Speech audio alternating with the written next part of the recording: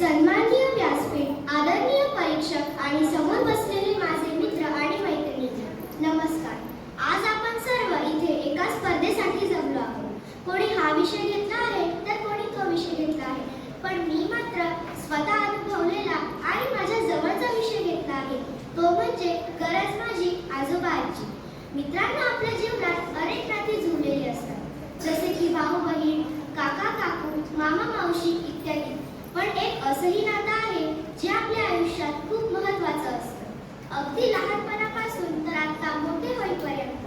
ते म्हणजे आपले आजोबा आजी.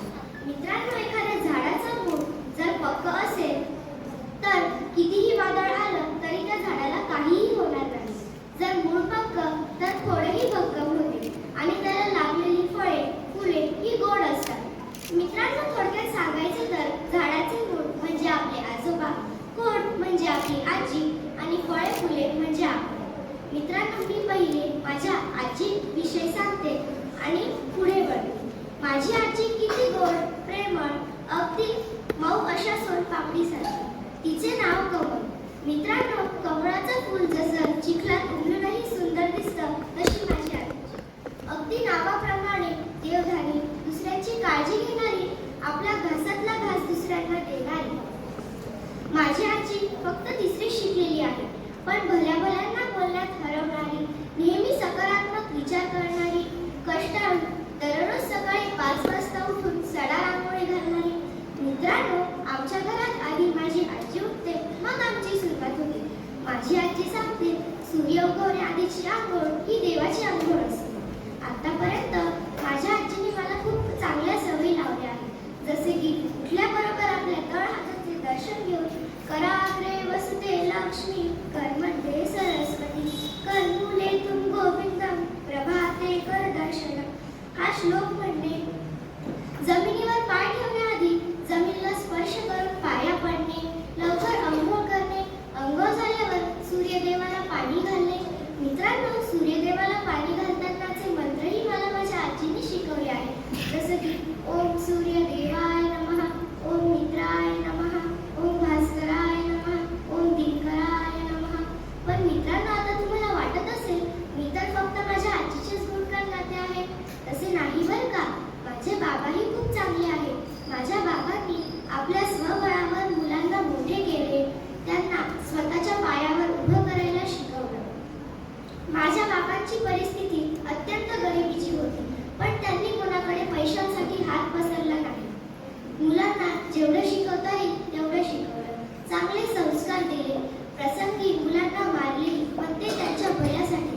मित्रांनो, माझ्या आजोबांनी कधीही आपला स्वाभिमान सोडला नाही आणि हा त्यांचा गुण मला खूप आवडतो. मित्रांनो, आज मी स्वतःला खूप नशीबवान समजते की माझ्याजवळ माझे आजी आजोबा आहेत. त्यांच्या असल्याने घरात नेहमी आनंदाचे आणि उत्साहाचे वातावरण असते. ते दोघेही असले की घराला घरपण असल्यासारखे वाटते. ते दोघेही जर कुठे गावाला गेले तर घरात काहीतरी मिसिंग झाल्यासारखे वाटते. मित्रांनो, आपल्या आजी आजोबांसोबत एकत्र जेवण करणे, गप्पा गोष्टी करणे, फिरणे हे सगळ्यांच्याच नशिबात नसतं बरं का. कारण दुर्दैवाची गोष्ट म्हणजे आता आजी आजोबांसाठी एक नवीनच घर निघालं आहे. त्या घराचं नाव आहे वृद्धाश्रम. मित्रांनो, तुम्हाला तर नावावरूनच कळलं असेल, वृद्धाश्रम म्हणजे नकोशे झालेले आजी आजोबांचं घर. त्या घरात त्यांना सांभाळण्याचा खर्चही दिला जातो. सुरुवातीला आई बाबा त्यांना भेटायलाही जातात, पण नंतर तेही विसरून जातात. इकडे आजी आजोबा आपल्या मुलांची वाट पाहत असतात, पण इकडे मुलांना वेळ कुठे. ते तर त्यांच्या कामात व्यस्त असतात. काही मुले तर विदेशात गेलेली असतात. इकडे आजी आजोबा देवाघरी गेले तरी त्यांच्या अंत्यदर्शनासाठीही त्यांना वेळ नसतो. अरे मग काय कामाचं ते शिक्षण, तो पैसा, जर आपल्याला आपल्या आई वडिलांसाठीच वेळ नाही तर. अरे, ज्यांनी आपल्याला जन्म दिला, हे सुंदर जग दाखवलं, या जगात आणलं, त्यांच्यासाठीच आपल्याला वेळ नाही, मग हे सारे शून्य. मित्रांनो, माझा तुम्हाला एक अनुभव सांगते. एप्रिल महिन्यात माझ्या आजीचा वाढदिवस होता. वाढदिवसानिमित्त आम्ही एका वृद्धाश्रमात जेवण दिले होते. तिथे अनेक आजी आजोबा होते. बिचारे कोणी आजारपणामुळेच तर कोणी घरातून काढून दिल्यामुळे. सगळ्यांचे डोळे पाण्याने असे डबडबले होते. ते दृश्य पाहून मी ठरवले की मी माझ्या आजी आजोबांना घरातून कुठेही जाऊ देणार नाही. मित्रांनो, आजी आजोबांमुळेच नवी जुनी नाती जोडली जातात. या जुन्या माणसांमुळेच रूढी परंपरा जपल्या जातात. या जुन्या लोकांमध्ये शिक्षणाचा अभाव असतानाही त्यांच्याकडून खूप काही शिकण्यासारखे असते. मित्रांनो, आपण सर्वांनी आपल्या आई बाबांना ठणकावून सांगितली पाहिजे की गरज माझी आजोबा आजी. या ठिकाणी मी आजोबा आजींविषयी काव्य रचना म्हणते.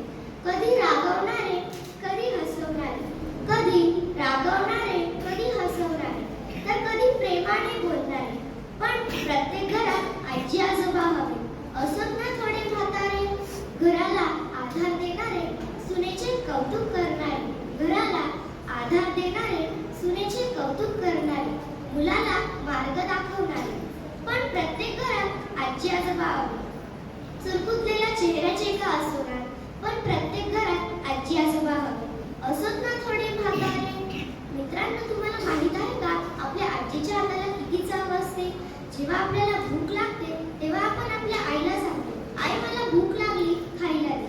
पण आई म्हणते, तू मॅगी करून खाऊ दे. मग आजी उठते आणि तिचा स्पेशल पदार्थ करून देते, तो म्हणजे मिक्स भाज्यांचं थालीपीठ. त्या थालीपीठाच्या खमंग वासानेच आपलं पोट भरतं. मित्रांनो, तुम्हीही खाऊन बघा, तुम्हालाही आवडेल.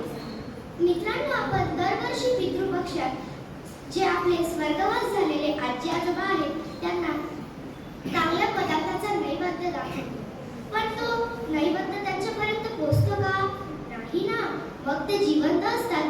आपण त्यांच्याशी गोड वागून त्यांना त्यांच्या आवडीचं खायला देऊ. त्यांच्याशी नीट वागून त्यांना तृप्त करायला हवे. हाच त्यांच्यासाठी पंचपक्वान्नाचा नैवेद्य असेल. एवढे बोलून